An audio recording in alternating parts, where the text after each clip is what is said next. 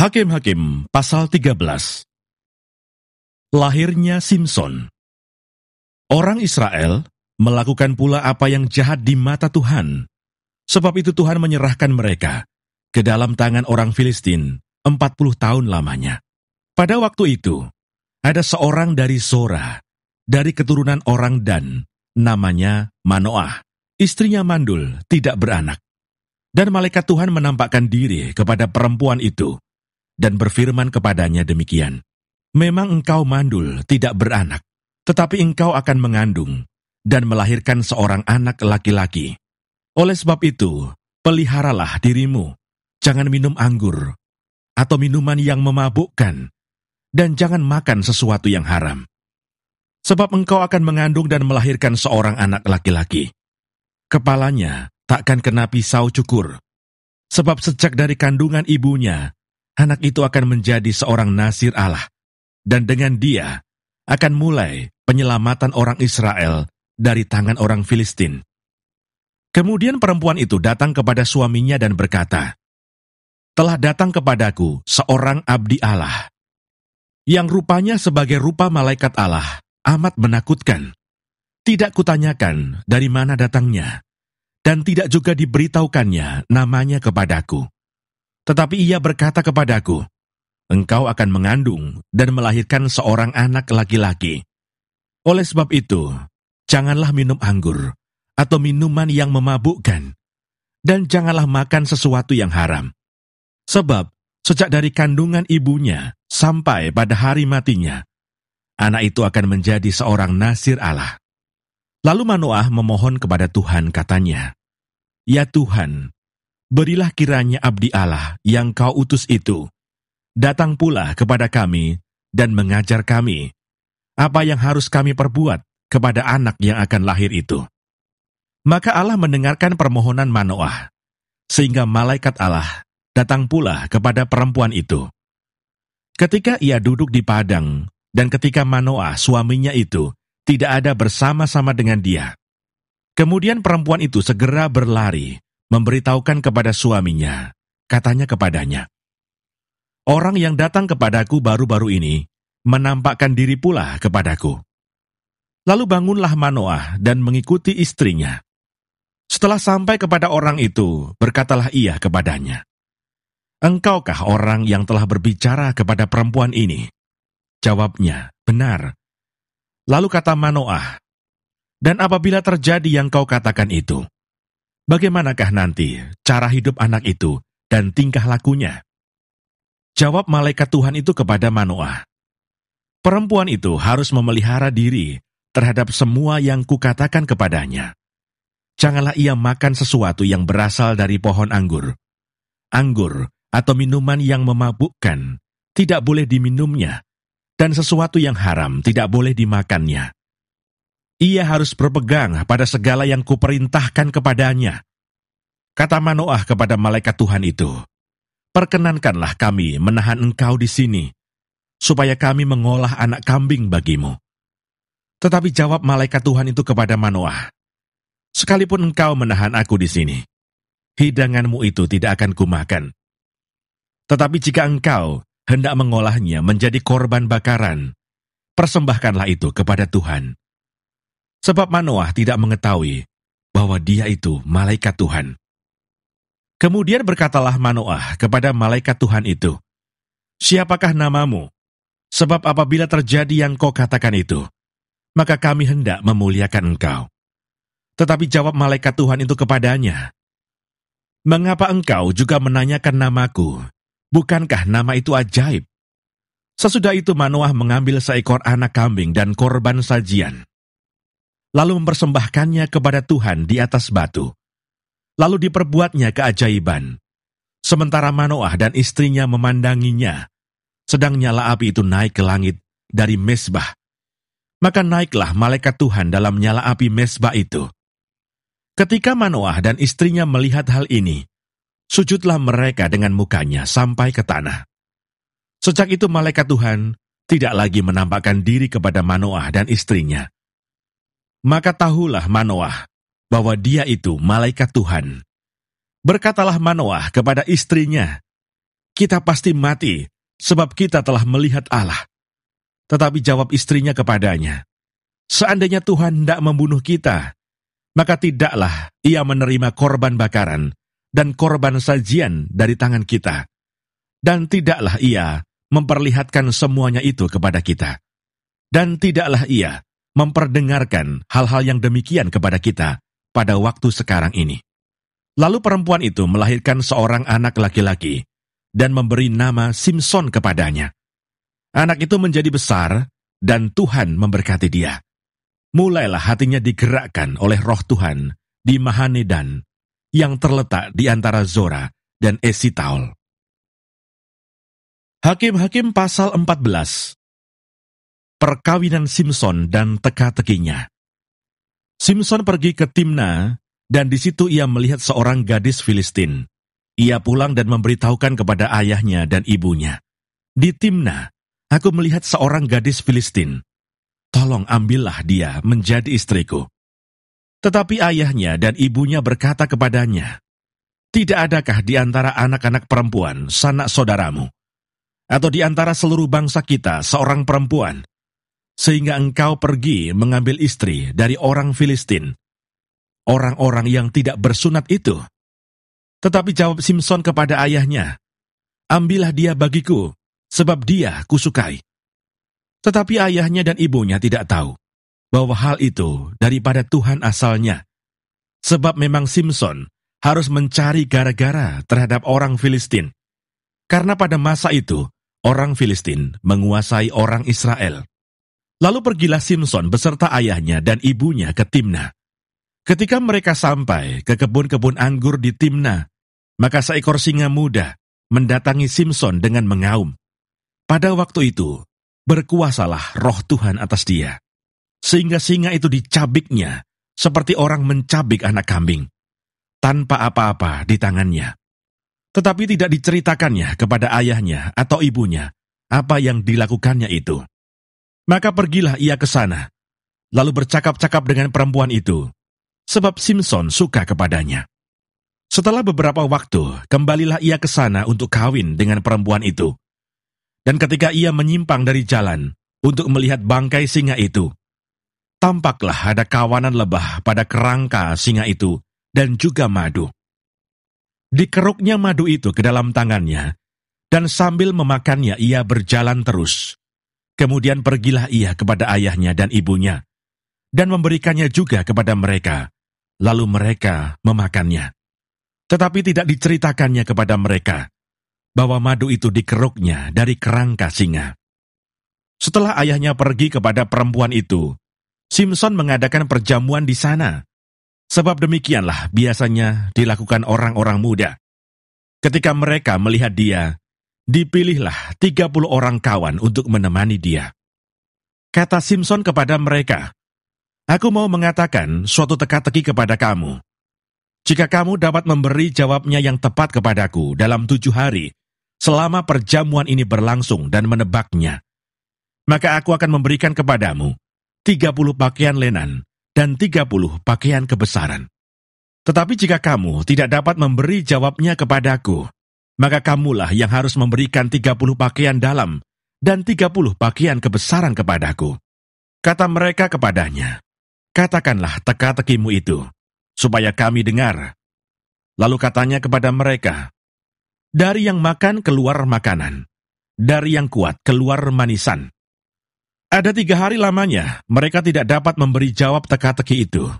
Pada hari ke-7 berkatalah mereka kepada istri Simson, "Bujuklah suamimu, supaya diberitahukannya kepada kami jawab teka-teki itu. Kalau tidak, kami akan membakar engkau beserta seisi rumah ayahmu. Apakah engkau mengundang kami untuk membuat kami menjadi miskin? Tidak, bukan?" Lalu menangislah istri Simson itu sambil memeluk Simson, katanya, "Engkau benci saja kepadaku, dan tidak cinta kepadaku. Suatu teka-teki kau katakan kepada orang-orang sebangsaku, tetapi jawabnya tidak kau beritahukan kepadaku." Sautnya kepadanya, "Sedangkan kepada ayahku dan ibuku tidak kuberitahukan, masakan kepada engkau akan kuberitahukan?" Tetapi istrinya itu menangis di sampingnya selama ke-7 hari mereka mengadakan perjamuan itu. Pada hari yang ke-7, diberitaukannyalah kepadanya, karena ia merengek-rengek kepadanya. Kemudian perempuan itu memberitahukan jawab teka-teki itu kepada orang-orang sebangsanya. Lalu pada hari yang ke-7 itu, sebelum matahari terbenam, berkatalah orang-orang kota itu kepadanya, "Apakah yang lebih manis daripada madu? Apakah yang lebih kuat daripada singa?" Sahutnya kepada mereka, "Kalau kamu tidak membajak dengan lembu betinaku, pasti kamu tidak menebak teka-tekiku." Maka berkuasalah roh Tuhan atas dia. Lalu pergilah ia ke Askelon, dan dibunuhnya 30 orang di sana.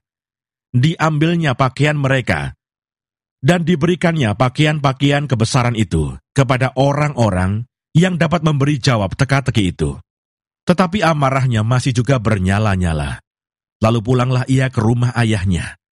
Maka diberikanlah istri Simson itu kepada kawannya, bekas pengiringnya. Hakim-Hakim pasal 15. Simson melawan orang Filistin. Beberapa waktu kemudian, dalam musim menuai gandum, pergilah Simson mengunjungi istrinya dengan membawa seekor anak kambing, serta berkata, "Aku mau ke kamar mendapatkan istriku." Tetapi ayah perempuan itu tidak membiarkan dia masuk. Kata ayah perempuan itu, "Aku telah menyangka bahwa engkau benci sama sekali kepadanya. Sebab itu aku memberikannya kepada kawanmu. Bukankah adiknya lebih cantik daripadanya? Baiklah, kau ambil itu bagimu sebagai gantinya." Lalu kata Simson kepadanya, "Sekali ini aku tidak bersalah terhadap orang Filistin. Apabila aku mendatangkan celaka kepada mereka." Maka pergilah Simson, ditangkapnya 300 anjing hutan, diambilnya obor, diikatnya ekor dengan ekor, dan ditaruhnya sebuah obor di antara tiap-tiap 2 ekor.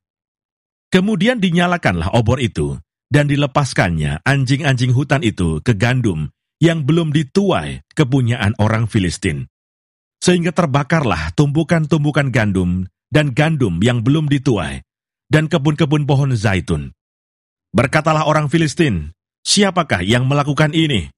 Orang menjawab, "Simson, menantu orang Timna itu, sebab orang itu telah mengambil istri Simson dan memberikannya kepada kawannya."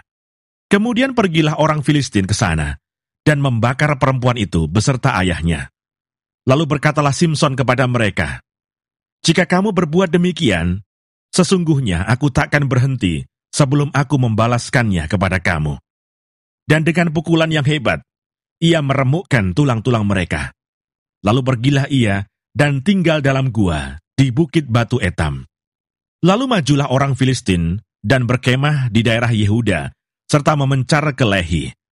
Berkatalah orang-orang Yehuda, "Mengapa kamu maju menyerang kami?" Lalu jawab mereka, "Kami maju untuk mengikat Simson dan memperlakukan dia seperti dia memperlakukan kami." Kemudian turunlah 3.000 orang dari suku Yehuda ke gua di gunung Batu Etam dan berkata kepada Simson, "Tidakkah kau ketahui bahwa orang Filistin berkuasa atas kita? Apakah juga yang telah kau perbuat terhadap kami?" Tetapi jawabnya kepada mereka, "Seperti mereka memperlakukan aku, demikianlah aku memperlakukan mereka." Kata mereka kepadanya, "Kami datang ke sini untuk mengikat dan menyerahkan engkau ke dalam tangan orang Filistin." Tetapi jawab Simson kepada mereka, "Bersumpahlah kepadaku, bahwa kamu sendiri tidak akan menyerang aku." Lalu kata mereka kepadanya, "Tidak, kami hanya mau mengikat engkau dan menyerahkan engkau ke dalam tangan mereka, tetapi membunuh engkau kami tidak mau." Maka mereka mengikat dia dengan 2 tali baru, dan membawa dia dari bukit batu itu. Setelah ia sampai ke Lehi dan orang-orang Filistin mendatangi dia dengan bersorak-sorak, maka berkuasalah roh Tuhan atas dia, dan tali-tali pada tangannya menjadi seperti batang rami yang telah habis dimakan api. Dan segala pengikatnya hancur, tanggal dari tangannya. Kemudian ia menemui sebuah tulang rahang keledai yang masih baru. Diulurkannya tangannya, dipungutnya, dan dipukulnya mati 1.000 orang dengan tulang itu. Berkatalah Simson, Dengan rahang keledai, bangsa keledai itu kuhajar. Dengan rahang keledai, 1.000 orang kupukul. Setelah berkata demikian, dilemparnya tulang rahang itu dari tangannya. Kemudian dinamailah tempat itu Ramat Lehi. Ketika ia sangat haus, berserulah ia kepada Tuhan, oleh tangan hamba-Mu ini, telah Kau berikan kemenangan yang besar itu. Masakan sekarang aku akan mati kehausan dan jatuh ke dalam tangan orang-orang yang tidak bersunat itu? Kemudian Allah membelah liang batu yang di Lehi itu, dan keluarlah air dari situ. Ia minum, lalu menjadi kuat dan segar kembali. Sebab itu dinamailah mata air itu, mata air penyeru, yang sampai sekarang masih ada di Lehi. Ia memerintah sebagai hakim atas orang Israel dalam zaman orang Filistin 20 tahun lamanya. Hakim-Hakim pasal 16. Simson di Gaza. Pada suatu kali, ketika Simson pergi ke Gaza, dilihatnya di sana seorang perempuan sundal, lalu menghampiri dia. Ketika diberitahukan kepada orang-orang Gaza, Simson telah datang ke sini, maka mereka mengepung tempat itu dan siap menghadang dia semalam-malaman itu di pintu gerbang kota. Tetapi semalam-malaman itu, mereka tidak berbuat apa-apa karena pikirnya, nanti pada waktu fajar, kita akan membunuh dia. Tetapi Simson tidur di situ sampai tengah malam. Pada waktu tengah malam, bangunlah ia. Dipegangnya kedua daun pintu gerbang kota itu, dan kedua tiang pintu. Dicabutnyalah semuanya beserta palangnya. Diletakkannya di atas kedua bahunya. Lalu semuanya itu diangkatnya ke puncak gunung yang berhadapan dengan Hebron. Simson dan Delila. Sesudah itu Simson jatuh cinta kepada seorang perempuan dari lembah Sorek yang namanya Delila. Lalu datanglah raja-raja kota orang Filistin kepada perempuan itu sambil berkata, "Cobalah bujuk dia untuk mengetahui, karena apakah kekuatannya demikian besar, dan dengan apakah kami dapat mengalahkan dia dan mengikat dia untuk menundukkannya. Maka kami masing-masing akan memberikan 1.100 uang perak kepadamu." Lalu berkatalah Delila kepada Simson, "Ceritakanlah kiranya kepadaku, karena apakah kekuatanmu demikian besar, dan dengan apakah engkau harus diikat untuk ditundukkan?" Jawab Simson kepadanya, "Jika aku diikat dengan 7 tali busur yang baru, yang belum kering, maka aku akan menjadi lemah, dan menjadi seperti orang lain manapun juga." Lalu raja-raja kota orang Filistin membawa 7 tali busur yang baru, yang belum kering kepada perempuan itu, dan ia mengikat Simson dengan tali-tali itu. Sedang di kamarnya ada orang bersiap-siap. Kemudian berserulah perempuan itu kepadanya, "Orang-orang Filistin menyergap engkau, Simson." Tetapi ia memutuskan tali-tali busur itu, seperti tali rami yang terbakar putus apabila kena api. Dan tidaklah ketahuan di mana duduk kekuatannya itu. Kemudian berkatalah Delila kepada Simson, "Sesungguhnya engkau telah mempermain-mainkan dan membohongi aku. Sekarang ceritakanlah kiranya kepadaku, dengan apa engkau dapat diikat?" Jawabnya kepadanya, "Jika aku diikat erat-erat dengan tali baru, yang belum terpakai untuk pekerjaan apapun, maka aku akan menjadi lemah, dan menjadi seperti orang lain manapun juga." Kemudian Delila mengambil tali baru, diikatnyalah dia dengan tali-tali itu, dan berseru kepadanya, "Orang-orang Filistin menyergap engkau, Simson." Di kamar ada orang bersiap-siap, tetapi tali-tali itu diputuskannya, tanggal dari tangannya seperti benang saja. Berkatalah Delila kepada Simson, "Sampai sekarang engkau telah mempermain-mainkan dan membohongi aku. Ceritakanlah kepadaku dengan apakah engkau dapat diikat." Jawabnya kepadanya, "Kalau engkau menenun ke7 rambut jalinku bersama-sama dengan lungsin, lalu mengokohkannya dengan patok, maka aku akan menjadi lemah dan menjadi seperti orang lain manapun juga." Kemudian perempuan itu mengokohkan lagi tenunan itu dengan patok, lalu berserulah ia kepadanya, "Orang-orang Filistin menyergap engkau, Simson." Tetapi ketika ia terjaga dari tidurnya Disentaknya lepas patok tedunan dan lungsin itu. Berkatalah perempuan itu kepadanya, "Bagaimana mungkin engkau berkata, 'Aku cinta kepadamu,' padahal hatimu tidak tertuju kepadaku? Sekarang telah 3 kali engkau mempermain-mainkan aku, dan tidak mau menceritakan kepadaku, karena apakah kekuatanmu demikian besar?" Lalu setelah perempuan itu berhari-hari merengek-rengek kepadanya, dan terus mendesak-desak dia, ia tidak dapat lagi menahan hati, sehingga ia mau mati rasanya. Maka diceritakannya lah kepadanya segala isi hatinya, katanya, "Kepalaku tidak pernah kena pisau cukur, sebab sejak dari kandungan ibuku, aku ini seorang nasir Allah. Jika kepalaku dicukur, maka kekuatanku akan lenyap daripadaku, dan aku akan menjadi lemah dan sama seperti orang-orang lain." Ketika dilihat Delila bahwa segala isi hatinya telah diceritakannya kepadanya, disuruhnyalah memanggil raja-raja kota orang Filistin, katanya, "Sekali ini lagi datanglah kemari, sebab ia telah menceritakan segala isi hatinya kepadaku." Lalu datanglah raja-raja kota orang Filistin itu kepadanya, sambil membawa uang itu. Sesudah itu dibujuknya Simson tidur di pangkuannya. Lalu dipanggilnya seorang, dan disuruhnya mencukur ke7 rambut jalinnya. Sehingga mulailah Simson ditundukkan oleh perempuan itu, sebab kekuatannya telah lenyap daripadanya. Lalu berserulah perempuan itu, "Orang Filistin menyergap engkau, Simson."